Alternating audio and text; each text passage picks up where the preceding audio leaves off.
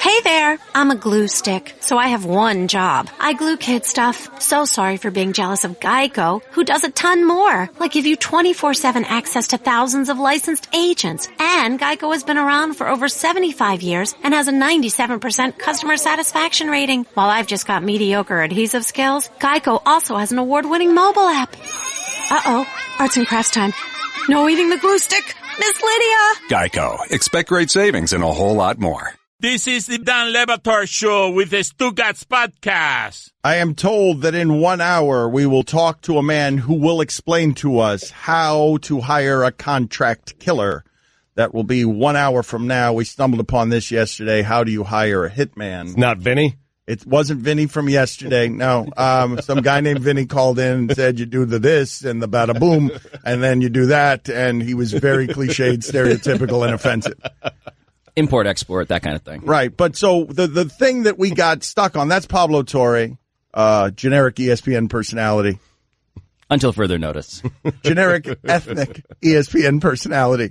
Generically diverse. Haven't you been someone that people have said that you're the guy on the junior college pamphlet? That you're the guy welcoming kids to the university experience because, hey, we accept people who look like you too.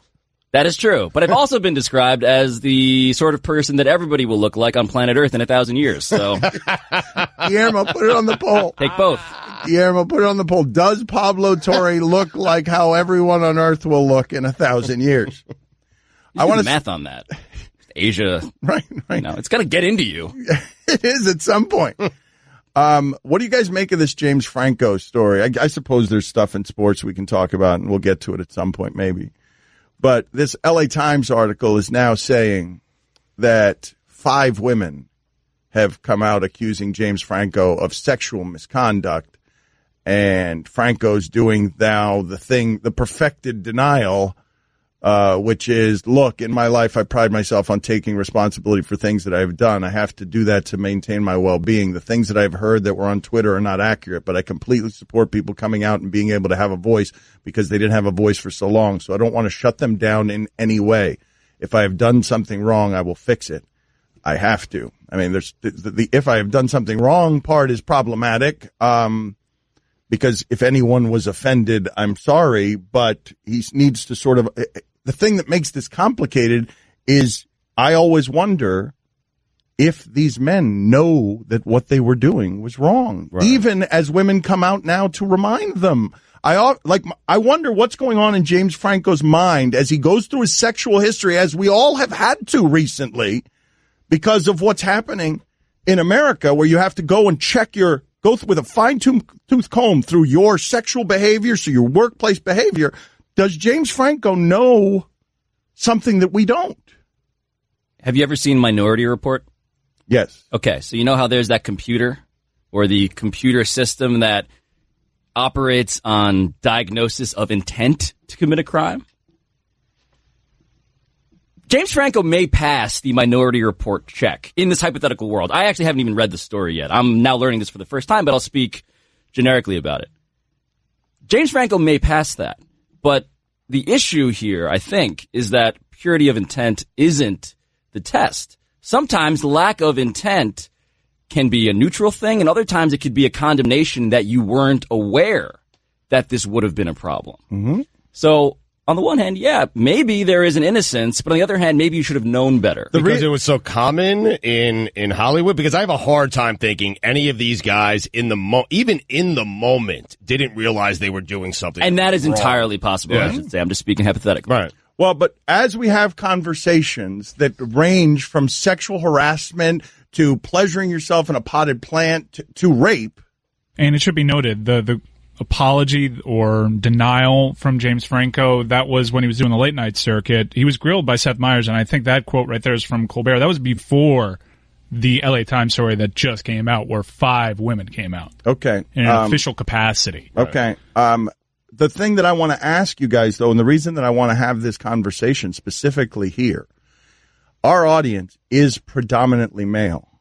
And I know that our audience has experienced, much of our audience has experienced what is happening in Hollywood as a way of sort of figuring out how to get to the rationalization of, well, women make false claims, women need to lighten up. And so I'd like to understand from the male perspective, how are we supposed to react when this stuff happens? And James Franco, how can we have a conversation about it after yes, of course, don't mistreat women.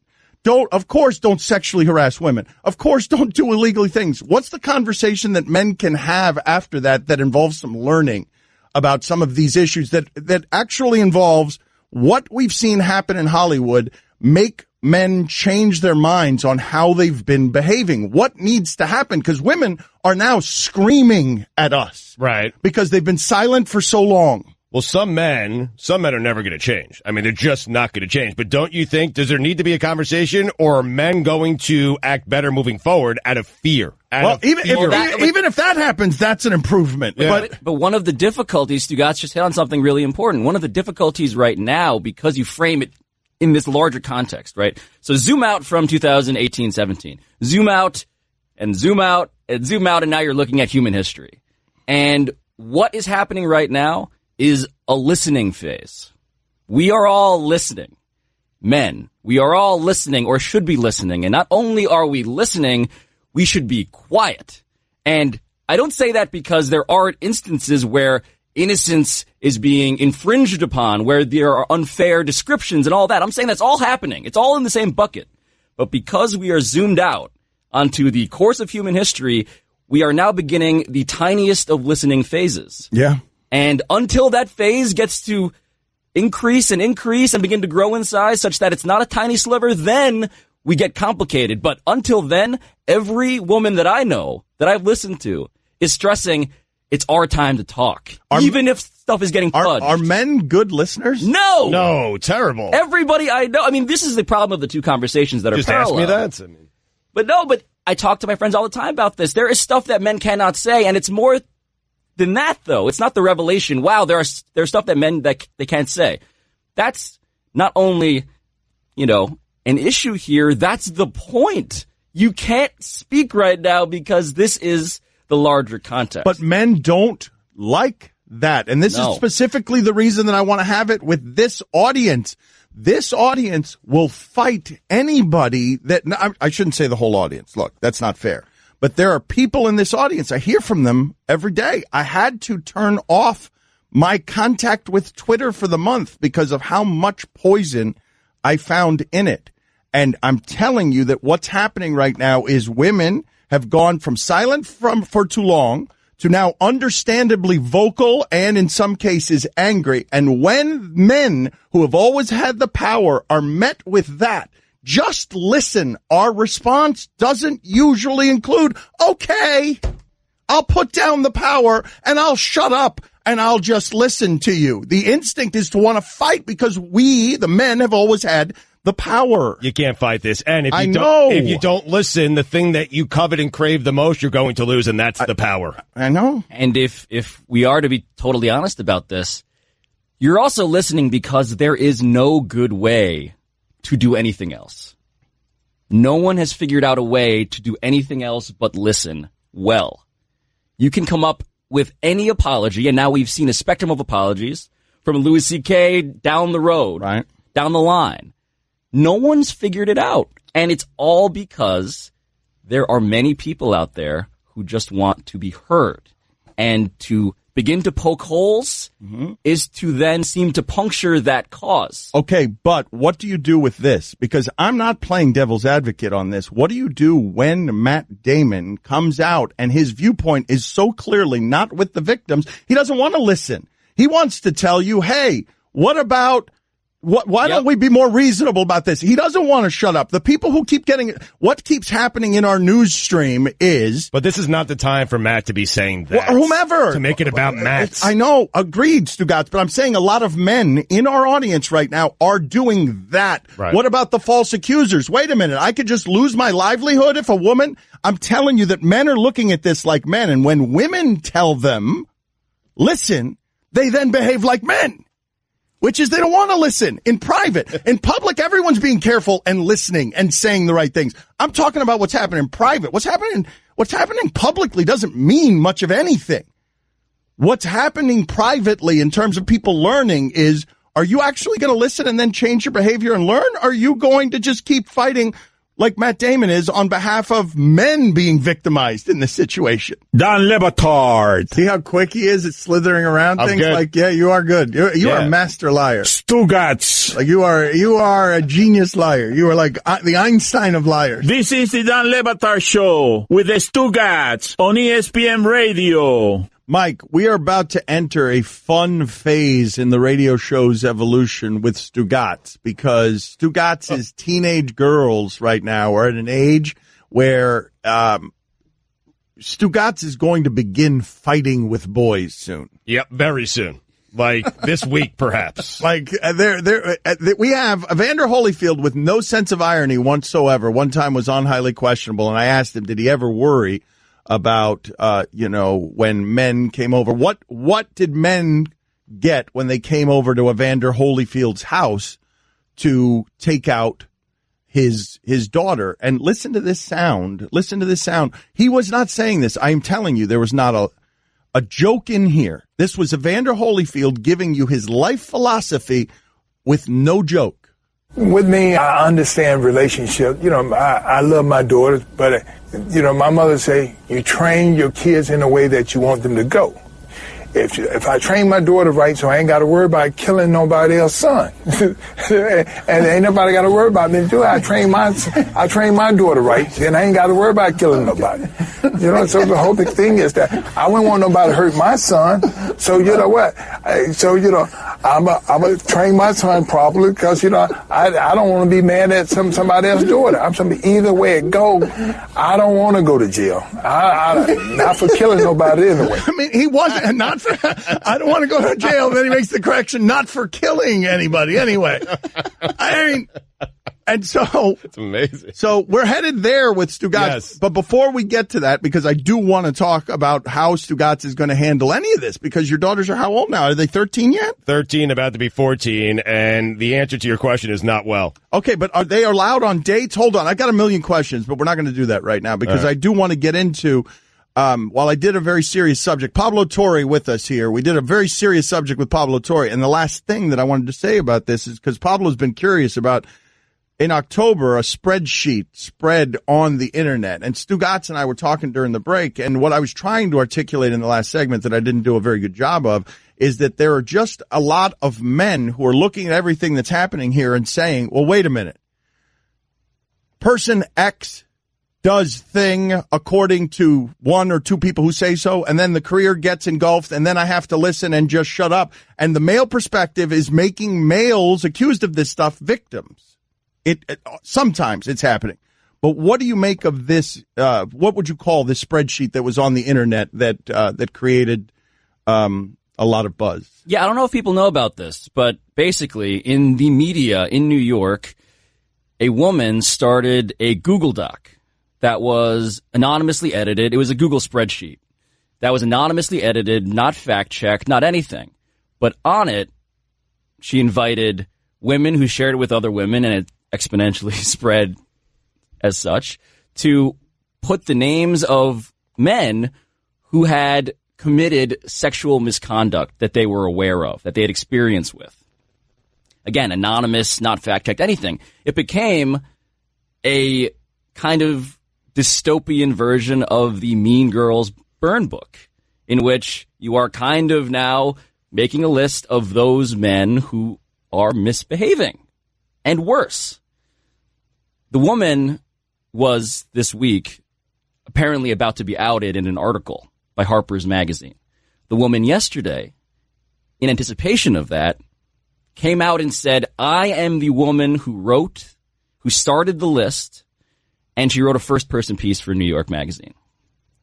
And for any man I know, and I'll count myself in this group, that's an incredibly uncomfortable instrument of justice. Not just because I am a journalist, #journalism in whatever form, but because you see immediately in this experiment how that can go wrong. You can falsely accuse someone. It's up there. It's public. And now you are stigmatized in the eyes of all these people. Naturally, the list got shared to Reddit. Naturally, the list got paid for by these alt-right trolls who then began to leak names from it. There was no recourse if you were a guy on that list. But at the same time, what I learned was that if you listen to the women who were either writing it, participating in it, taking value from it, this was a revolutionary and important step in the listening phase, aforementioned. Because before, they had no idea who else was suffering as they did. But is it the right way to take that step, though? I would say no, definitely not. But one of the complications of coming out and even saying what I just said right now without acknowledging the value, the fact that women out there had people who had experienced things with the same person that was named, had no idea that this was a problem in the same way, felt great comfort, had a list of people to avoid. There was a real value there. Now, how it was done, I prefer journalism. That is a larger conversation today, but I prefer journalism, not the anonymous sourced bathroom wall. What has happened to James Franco? I've told you this before with the reporting on Harvey Weinstein, and it was Mia Farrow's kid who's going to win the Pulitzer. He's under 30 Ronan years Farrow. old. Yes, that he's going to win the Pulitzer for some of this work that he has done, and it's what I lost my train of thought. I'm sorry. Where was I? I shouldn't go to Stugotz on that. He was going to win a Pulitzer for the work he has done on all these, on the Harvey Weinstein and all these stories. I'll get back to it in a second. You really can't remember? It was a good point I was going to make, and I lost it. That's a fine. Is it? What? At least it's not a dangerous topic. Right. I just love that I snapped my fingers at Stugotz. What was I talking about there? I told you men don't listen well, man. Yeah, I don't listen to myself very well. Don Le Batard. Let's go back to Mel Kiper Jr.'s list of divas. Number 2, definitely on my diva big board is Whitney Houston. Definitely been going back and forth on this one throughout the process. Dan certainly has all the tools. You talk about it in I Will Always Love You, arguably the greatest ballad of all time, but ultimately I couldn't escape the off-the-field concerns. Hanging around with a shady group. Dan, this has a lot of team executives a little nervous, a little gun-shy to pull the trigger on Whitney Houston. He's dead! That would be an off-the-field concern, Dan. Stugotz. Number 1, Beyonce Knowles, 5'7", 137 pounds, extremely confident in her abilities. Powerful voice, incredible agility, has proven she can be part of a team, but also go out on her own and win you a game. Astonishing lower body strength, too. She could probably squat a cement truck, Dano. Consider me a loud and proud member of the Beehive. She's overcome a lot of adversity, weak teammates, lack of roster continuity, pregnancies, Becky with the good hair, displayed incredible resiliency. There's a reason she's bae. This is the Don Le Batard Show with the Stugotz on ESPN Radio. I remembered what it is that I was going to say. We'll get to that in a second. I have to apologize first to everybody. I have to apologize to Shipping Container, to Pablo, to Stugotz, and to the audience. We were having a lot of fun in the 9 o'clock hour, and I ruined it the last 2 segments with sexual harassment talk. I ruined it, and I want to apologize for taking the fun out of the show today. And furthermore, my further apology is we haven't done enough sports, so here's some sound of Blake Bortles comparing himself to LeBron James. How much more do you have to do to silence the haters? Yeah, it'll probably never stop, man. There's people that think LeBron James sucks, so if that happens, I'm sure there'll be a lot of people that always think I suck. And that's not quite enough sport, so here's some sound from Mike Zimmer. The thing I appreciate about him, besides his big is that he pays attention to detail. He studies. He works real hard in preparation. That is Mike Zimmer talking about Case Keenum's big balls. He will take those big balls out the second he's not playing well in a playoff game. I promise you. Sound of the Day is brought to you by Dollar Shave Club. Upgrade to shaving with a fresh blade whenever you want for a fraction of the price. Join DollarShaveClub.com today. All right, we just lost the other room because they bleeped out that word for a reason. Oh. And then you and I both said it. And I have to offer another apology. If he said it, I could say it. Now you've said it too. Uh-oh. Yes, they bleeped it out for a reason. That's not something we were supposed to do. So I will continue apologizing. You can't say balls, guys. Stop saying balls. All right. Okay. Yeah, there are rules against saying balls. Sports show. That's a hard sports show to do. Right. I'll bleep balls. Right. I'll bleep balls in the podcast. Yeah, especially in the context of big balls. Yeah. Well, somebody that size matter in that? I guess so. Should we be fining Mike Zimmer? Should the NFL fine Mike Zimmer for these controversial comments about liking the big balls of Case Keenum? The thing I appreciate about him, besides his big I mean, if I'm Mike Zimmer, I'm a little concerned that there is ambiguity around what that word might be. There is an ambiguity, is there? I mean, is there ambiguity about what that? No, Pablo's right. There absolutely is ambiguity. What else could it be? All right. Anyway, moving on. What do you mean? Mike is just horrified. The point that I was going to make before, Pablo was talking about journalism and the idea that he prefers, as opposed to a Reddit board of accusations of men guilty of sexual harassment, that feels dangerous and unfair if there's no vetting, no lawyerly vetting. I'm glad you apologized for the first two segments and then right back to it. Well, it's because I had to remember the point I was going to make, which is the idea that James Franco... I wish you didn't. You know what? You guys are right.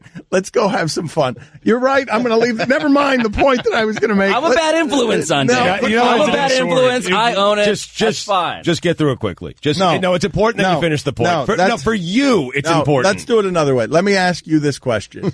Mike Zimmer and the Viking. Does anyone want them playing in the Super Bowl in their city? Is America rooting for anything in these football playoffs, or has football become what college football is, which is you just tune in to watch if one team's going to lose?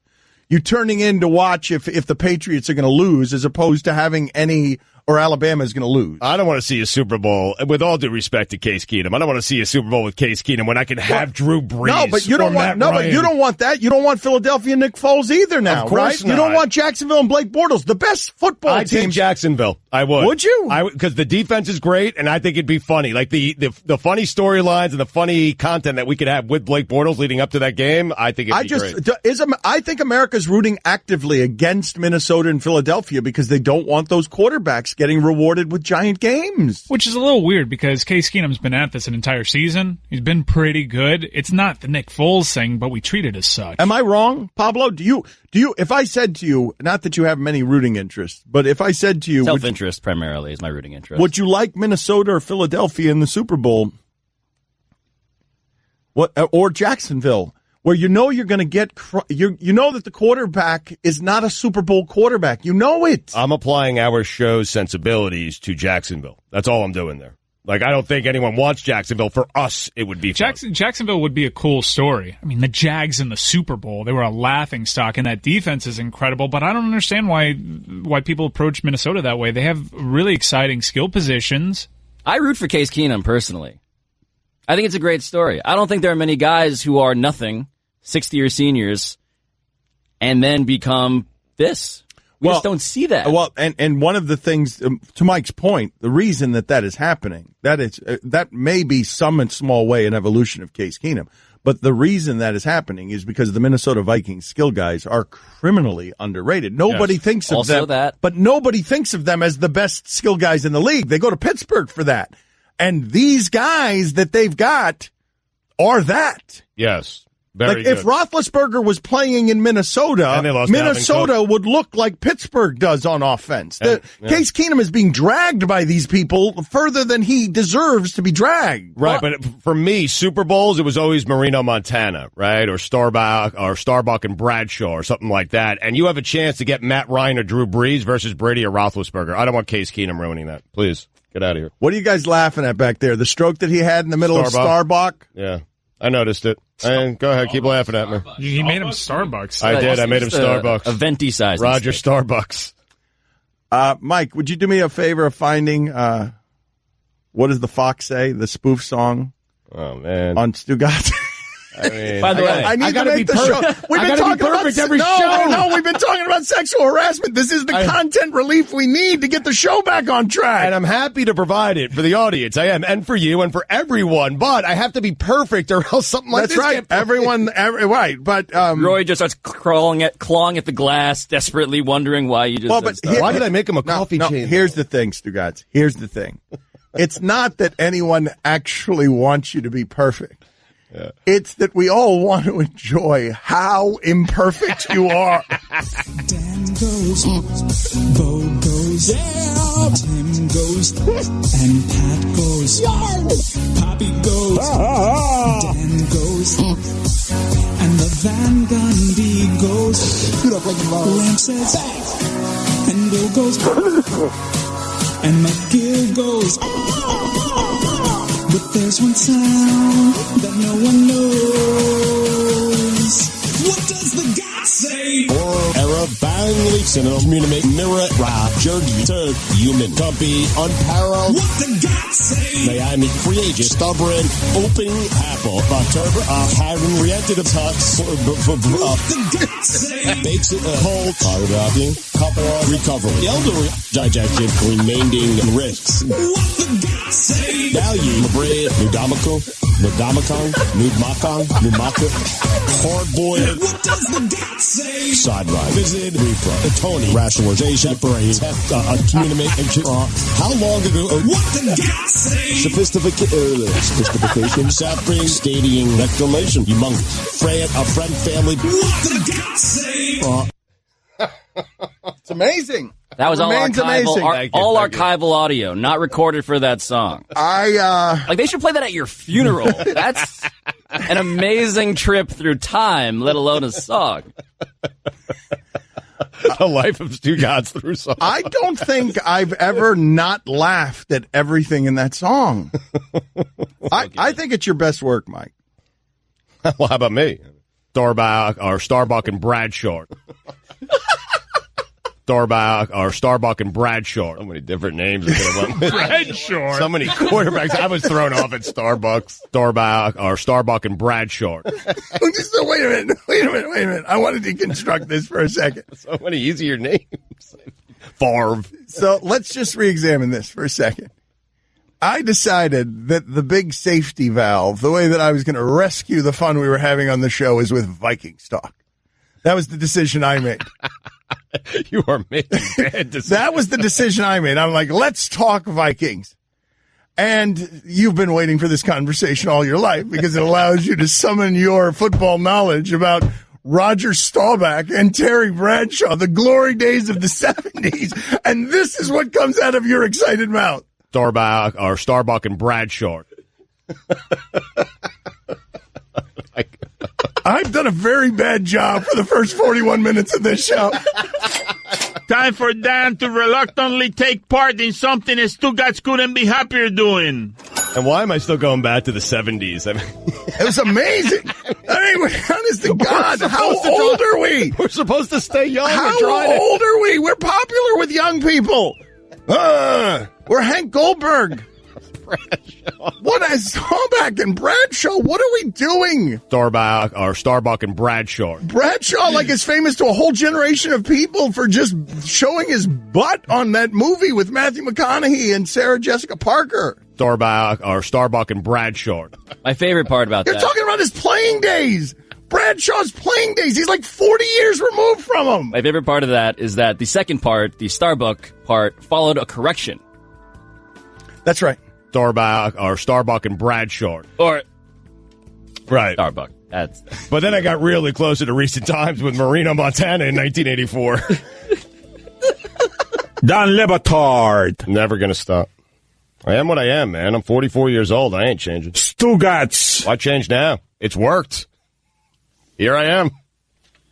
Sitting next to you. Filthy rich. This is the Dan Le Batard Show with the Stugotz on ESPN Radio. Evan Wright going to join the show in about 15 minutes on the Shell Pennzoil Performance Line. Dan, tell him what Evan Wright's going to tell us. Well, Evan Wright is going to tell you how not to hire a contract killer because we were talking yesterday about how does one pick up the phone and find someone to be a hitman. We were confused by this, and so we couldn't get answers yesterday from a caller named Vinny and from some expert that just said go to the mafia or go to a motorcycle gang, which wasn't helpful. Right. So we're going to talk to another guy, see if we can get some more information on this. All right. Get in touch with the show anytime to the 1-800-Flowers Twitter feed at Le Batard Show, at Stugotz790, at Pablo Torre. Starting off the year with a little romance is easy at 1-800-Flowers.com. Right now, when you order a dozen multicolored roses for just $29.99, you'll get another... Sick of these people. You know, the Washington with John Wall had 35-11 last night. What the hell are you doing losing to the Utah Jazz without Rudy Gobert? How How did that happen? This is a team, Max Kellerman. Do you know what the Washington Wizards record is against sub 500 teams? They're 11-10. 11-10 against sub 500 teams. Ain't gonna get it done. You know, let me tell you something right now. And you know what it is? You know what let me tell y'all why it is. Because if you notice, they play Cleveland tough. They play a lot of these teams tough. They got a better than 500 record against better than 500 teams, Max. Do you know why they have the record that they have against sub 500 teams? Because you play up to your competition, you play down to your competition. Right. You know what that means, Max? You think you have arrived. What the hell has the Washington Wizards done to think they have arrived? Listen, I was in Atlanta to see them. Got nothing but love for the Browns. The Wizards are sitting at home being like, what did we do? I was hoping they would do something this year. Y'all right now are looking like straight garbage. Bradley Beal, what the hell was that play last night? Where's that play? Do we have that play on film? I wish we had it because we needed to show how this dude goes up for a jump shot, thinks it's going to get blocked, and basically throws it to himself. How the hell has that happened? You're Bradley Beal. And oh, by the way, this is a guy that I walked up to in Atlanta, and I'm thinking all-star, all-star, all-star. And then I watched the next few games, and some of my peeps reminds me, hey, he ain't clutch. So I took the liberty of going to the research department. Oh, no. Let me look at Bradley Beal. He's going to the research Bradley Beal clutch he went there. He went to the research 2.8 points. 29th in the league, Max. 30.2% shooting. 21.1% from three-point range. He's a shooter. And 21%. Okay? And 67% a shooter. 67% from the free throw line. Let me tell you something. Him and John Wall are big time. Y'all ain't playing like it when it counts. Not when it counts. What a great question, though. Another dozen absolutely free. To order, go to 1-800-Flowers.com/ESPN. Way to step on the joke, Pablo. What is the great question? We're just waiting for the right time. What is the great question? The question they asked on the screen, the Chiron said, who is the biggest disappointment in the NBA this season? Like, that is the perfect setup to anything for that show. Who is the biggest disappointment in blank? Yes. And you just end up getting Stephen A. insult comic. That's amazing. That should be the name of the show. I love this. Who are you most disappointed by right now? He's still doing it. He's still upset. He's got an angry face. Stephen, I like the idea of Stephen A. insult comic.